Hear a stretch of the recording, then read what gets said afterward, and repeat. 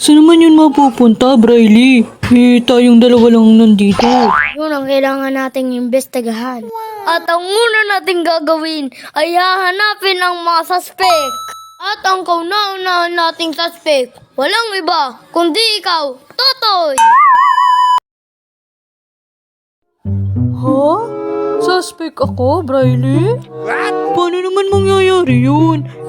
Kanina pa tayong magkasama dito. Yun na nga, Totoy tayo lang naman nandito Kaya sino pa kaya pwede kumuha nun? Oo nga, Briley. Tayo lang dalawa dito kanina.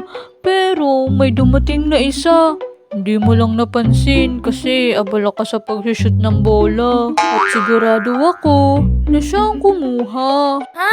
May dumating kanina? Oo nga. Kasasabi ko lang, di ba?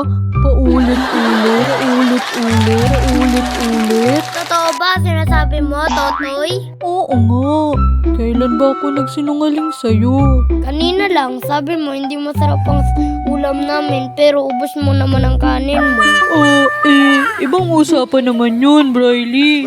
Sige, ganito na lang. Sasamahan kitang maghanap ng tsinelas mo.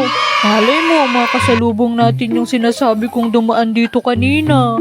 Pag nakita ko ang mukha niya, sigurado makikilala ko kaagad siya. Basta dapat nahanap na natin ang tsinelas ko bago pa gumabi.